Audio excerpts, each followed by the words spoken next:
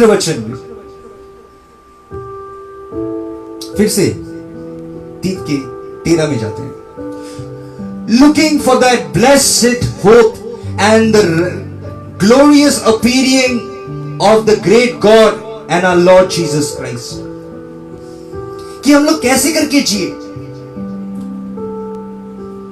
जब इंसान की इस दुनिया में आंख खुल जाता है, वो इस दुनिया की छवि को देख के बहुत मायूस हो जाता है।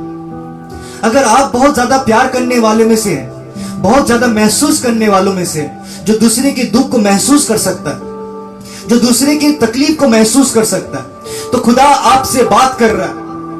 खुदा आपसे यह बात कर रहा है कि वो देख के मायूस मत होइए और अपने जिंदगी को खराब मत कीजिए, लेकिन खुदा के रास्ते पे चलिए, क्योंकि वो जो आप आज महसूस करते हैं, वो महसूस बहुत कम लोग ऐसे करता है। बहुत कम इंसान ऐसे हैं जो दूसरे के लिए महसूस कर सकता है। और वो खुदा के बच्चे लोग, they will act like angels, वो लोग फरिश्ते होते हैं। खुदा के बच्चे लोग जो कोई भी है, वो लोग की आचरण फरिश्ते की तरह होता है। इसीलिए अगर हम खुदा के बेटे कहलाते हैं और मेरे अंदर में खुदा की कोई आचरण नहीं है, तो कैसे हम लोग खुदा के बेटे कहलाएंगे? दाता के बेटे दाता ही होता है, देने वाले के बेटे देने वाला ही होता है। जैसे प्रचारक के बेटे आज बैठा हुआ प्रचारक। अगर आप खुदा के बेटे हैं, आप खुदा की बेटी हैं, तो आपकी जिंदगी में भी यही आशा है, जो आशा आपको तैयार कर रहा है उसकी आने की। वो आने वाला है, और वही चीज हम लोग को तैयार करता है, वही डर हम लोग को तैयार करता है, वो जिंदगी, राइचियस लिविंग, धार्मिकता की जिंदगी में चलना, जिसमें हम लोग किसी के विचार नहीं करते, लेकिन दया करते। क्यों हम लोग इतने मायूस पड़ जाते हैं? क्यों हम लोग की जिंदगी में खुदा के रास्ते में चलना इतना नामुमकिन बन जाता है? आज देखें, वो चीज को हम लोग गौर करेंगे, क्यों हम लोग की इतनी तकलीफ बढ़ जाता है, हम लोग चलना नहीं चाहते।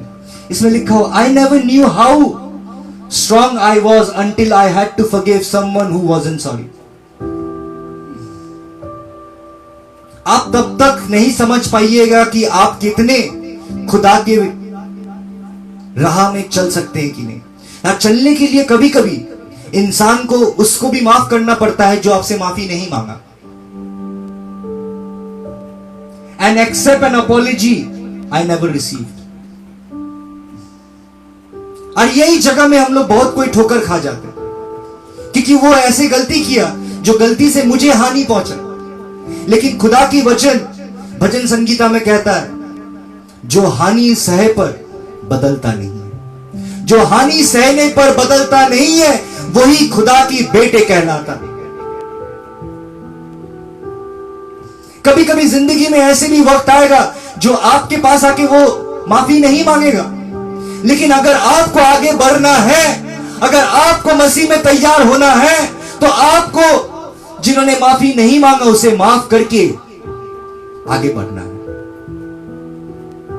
इसलिए जो माफी नहीं मांगता हम लोगों से माफ नहीं करते, हम लोग कहीं ना कहीं उसे पकड़ के रख लेते हैं। लेकिन जो मसीह में चलता है उसे मालूम है कि वो दुआ में बैठने से पहले उसे हर एक व्यक्ति को माफ करना पड़ेगा जो व्यक्ति से उसे बैर है।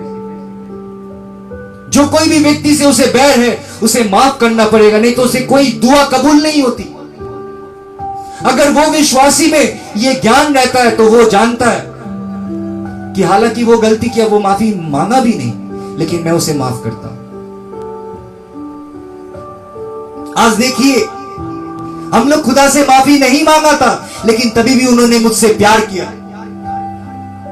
और प्यार करके सूली पे चढ़ गए, और सूली पे चढ़ने के बाद आज हम लोग जाके माफी मांगे। और वही मोहब्बत खुदाया आपको सिखाना चाहता है कि एक इंसान तब तक बलवान नहीं बन सकता जब तक वो उनको माफी देना ना सीखे जो माफी के लायक नहीं है, जो माफी मांगा नहीं है, जो माफी के हकदार नहीं है। इसीलिए जब एक व्यक्ति एक इंसान को माफ करता है, वो खुदा की आचरण अपने जिंदगी में पाता है, क्योंकि खुदा हम लोग की हर एक गुनाह को माफ किया। अगर आप ये विश्वास रखते हैं कि खुदा ने हम लोग के हर एक गुनाह को माफ किया है,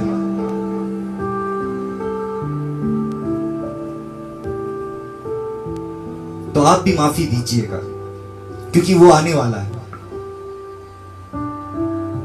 आज अगर ऐसे कोई भी व्यक्ति है जो आपसे माफी नहीं मांगा, अभी इसी वक्त मैं आपसे कहता हूं, माफ कर दीजिए, माफ कर दीजिए और आगे बढ़िए, क्योंकि ये तूफान थमने वाला नहीं है, ये तूफान हटने वाला नहीं है। जो आपके कंधे के ऊपर चढ़ाया गया है और जिसके लिए रोज आप थक जा रहे हैं, जिसके लिए रोज आप काम कर रहे हैं लेकिन सह नहीं पा रहे, वो हर एक चीज के हल आपकी जिंदगी में आएगा जब आप वो काम करने लगेंगे जो काम खुदाया आपसे कहता है। और वो काम है, पहले उसकी धार्मिकता, उसके स्वर्गराज को खोजो, बाकी सब दिया जाएगा, बाकी सब आप पाइएगा। इसीलिए आइए, 1 थिस्सलुनीयों के 4:16 में कहता है,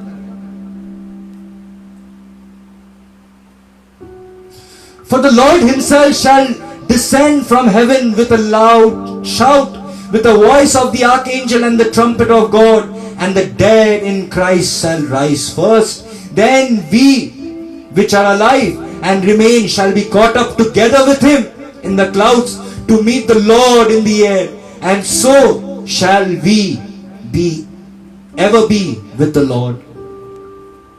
फिर उसके बाद कहता है 18 में, Therefore comfort one another. Therefore comfort one another with these words.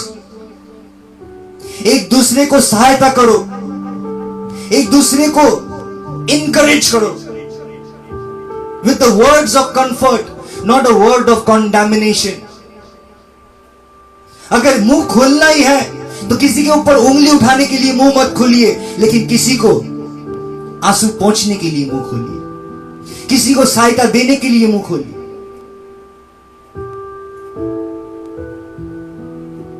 क्या चले जाएगा अगर आपके दोस्त के, अगर वो गलत भी कहता है, बैठ के सुनते हैं।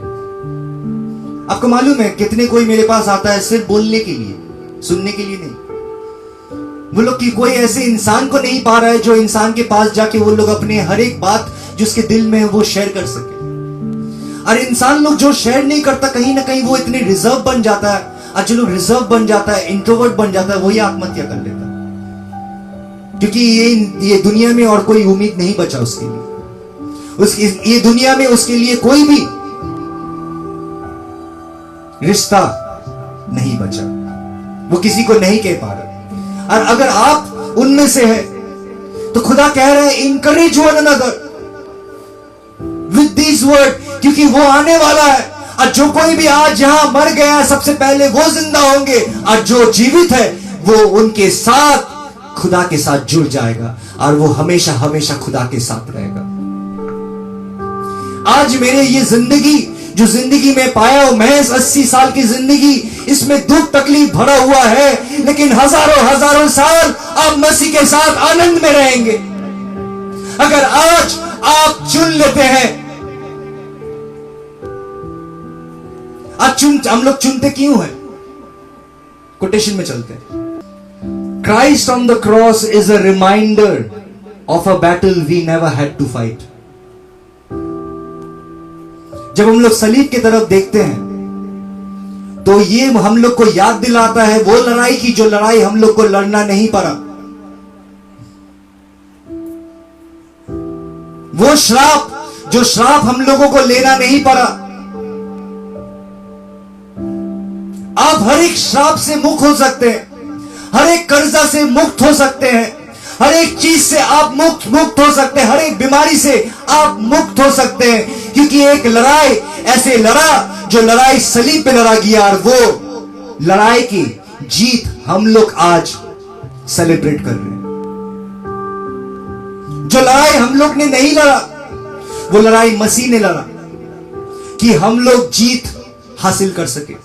और वो जीत इसीलिए हासिल कर सके कि in the mist of our everyday feeling we must keep our eyes on the resurrected Christ. हम लोग एक एक दिन हारते हैं इस दुनिया में, लेकिन हम लोग की नजर वो जीवित परमेश्वर में होना चाहिए। क्यों हम लोग की नजर वो जीवित परमेश्वर में होना चाहिए? क्योंकि वो ही हम लोग को जीत दिलाया है। हम लोग खुद अपने कर्म से नहीं जीत सके। वो सलीब की तरफ जब हम लोग देखते हैं तो वो सलीब की तरफ हम लोग जानते हैं कि वहां पर ही मुझे होना चाहिए था। जो श्राप उन्होंने अपने ऊपर उठाया वो श्राप मेरे जीवन में होना चाहिए था।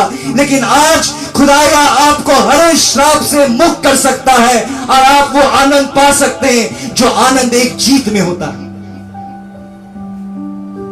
लेकिन ये जीत तब तक एक विश्वासी को नहीं मिलता जब तक वो धार्मिकता और उनके स्वर्ग राज को ढूंढ ना ले, जब तक वो धार्मिकता के वो रास्ते पे नहीं चले, जब तक वो नैरो रोड से वो गुजरता नहीं।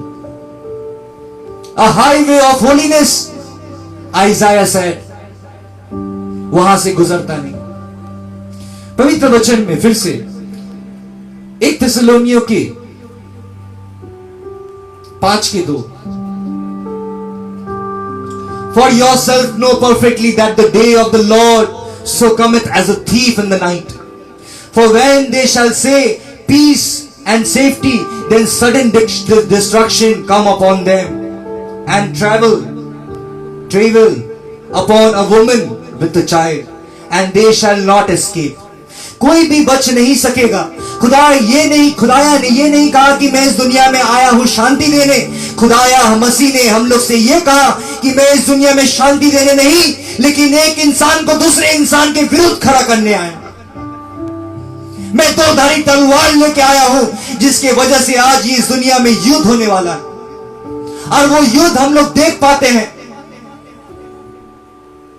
हर एक ईसाई के जीवन में वो युद्ध नजर आता है। और वो युद्ध दूसरे लोगों से नहीं, वो युद्ध अंधकार जगत से है। जो अंधकार जगत से शैतान योजना बनाता है आपको ध्वंस करने के लिए, आपको नाश करने के लिए। और खुदा के वचन में फिर से 11 में हम लोग देखते हैं 5 के, Therefore comfort yourself together and edify one another even as also ye do। कह रहा है अब एक दूसरे को सहायता करो, एक दूसरे के सहायता करो, एक दूसरे के आंसू पोंछो, एक दूसरे के साथ खड़ा हो, एक दूसरे को सहायता करके उठाओ। एडिफाई मतलब उसको तैयार कर देना कि अगर वो मायूस है उसे खुशी से भर देना। टू एडिफाई, उसे वो चीज से निकाल के लेके आना। और कह रहा है डू दैट, क्योंकि यही काम तुम लोग कर रहे हो। एक दूसरे को सहायता करो, एक दूसरे को वचन दो, याद दिलाओ मसीह ने क्या कहा, क्योंकि वो हिसाब लेने वाला है आपसे। आपको आध्यात्मिक जीवन में कैसे चलना चाहिए वो शिक्षा आपको दिया जा रहा है। और ये शिक्षा को लेना बहुत जरूरी है, क्योंकि एक दिन मसीह आएंगे। और जब वो आएंगे वो दिन बहुत सारे इंसान लोग जिन्होंने उनको नहीं पूछा, उनके वचन को नहीं सुना, वो लोग हमेशा हमेशा के लिए खुदा से दूर हो जाएंगे। दुनिया के कोई भी तकलीफ इतने बड़े तकलीफ नहीं होता जितना बड़ा तकलीफ खुदा से दूर होने की होता। मैं आपसे कहना चाहता हूं, मैंने बहुत तकलीफ देखा, मैंने बहुत तकलीफ दूसरे के महसूस किया। ऐसे से तकलीफ मैं आपसे बयान नहीं कर सकता, लेकिन उनमें से अगर सब तकलीफ को आप मेरे सामने रख दे, 9 साल के बेटे मरने से 17 साल की आत्महत्या बच्चा करता है, ये सब हर एक तकलीफ को लेकर मैं आपसे कहना चाहता हूं, मैं जिससे प्यार करता था उससे मेरा रिश्ता टूट चुका था। We had a very bad breakup. और जब हम लोग का ब्रेकअप हुआ तो 1 साल में उससे कोई रिश्ता नहीं रखा था। मुझे याद है अभी भी, उसकी मां मरने के बाद उसके पिताजी था, और उसके पिताजी 3 साल के अंदर में उसके मां मरे, फिर उसके पिताजी भी एक्सीडेंट होके मर गया। आज जब मर गया वो लड़की को मैं सामने भी नहीं जा पा रहा था, क्योंकि मैंने एक समय में उसे प्यार किया था, फिर उसके बाद उसे रिश्ता तोड़ के आई हैव मूव्ड ऑन। लेकिन जब उसके जिंदगी में ये घटना घटा, वो चिल्ला के बोलने लगी कि मैं अनाथ हो चुका हूं। रो रो के वो लड़की बोलने लगी कि मैं अनाथ हो चुका हूं। वो तकलीफ भी मैंने देखा और मैंने महसूस किया। आज खुदा की आशीष है बोल के हम लोग दोनों एक साथ हैं।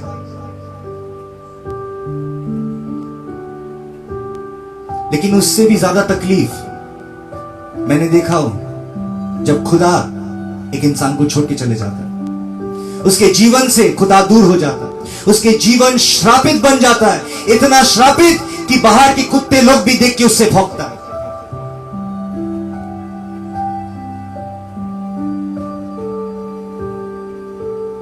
जानवर भी देख के उससे भौंकता है, काट लेता है। वो इतना श्रापित बन जाता है। सबसे जरूरी है to live as if today was the day. हम लोग को जीना है एक एक दिन करके, one day at a time. क्योंकि अगर हम लोग one day at a time एक एक दिन करके नहीं लड़ते, हम लोग कभी नहीं जीत पाएंगे। हम लोग को अगर परेशानी के समय में लड़ना है तो एक एक दिन करके लड़ना है, कि एक एक दिन करके सोचिए कि कैसे करके चलाएंगे। अगर घर में पैसा नहीं है तो एक एक दिन करके सोचिए कि कैसे करके चलना। आज के बारे में सोचिए, कल के बारे में नहीं। कल किसने देखा है? खुदा यीशु मसीह कहता है आज को संभालिए तो कल खूबसूरत खुद ब खुद बन जाएगा। अगर आज बिखर जाता है तो कल की आशा करना कोई भी जायज नहीं ठहराता, क्योंकि वो जिंदगी बदतर से बदतर बनने वाला है।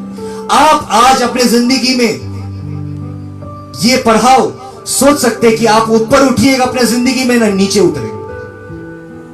खुदा अगर आपको इंतजार करा रहा है, आपको अगर ये मुसीबत से नहीं निकाल रहा है, इसके मतलब ही यही है कि खुदा कहीं ना कहीं आपके लिए कोई बड़ा योजना रखा है। जितना देर लगता है उतनी बड़ी योजना रहता है, उतने बड़े प्रभु आपको सामर्थ देने वाला। तो जब हम लोग जब इंतजार करते करते ये जायज ठहराता है कि एक इंसान मायूस हो जाता है और उम्मीद टूट जाता है। लेकिन खुदा की उम्मीद को तोड़ना मत, वो उम्मीद को जला के रखना, वो विश्वास को प्रदीप की तरह जला के रखना कि जब तक वो ना कहे तब तक मैं एक कदम भी आगे नहीं बढ़ाऊंगा। इसीलिए जब एक इंसान अपेक्षा करता है, इंतजार करता है, उसकी इंतजार फल जरूर लाता है। अगर आप मसीह में इंतजार कर रहे कि मसीह कब ये मुसीबत से मुझे निकालेगा,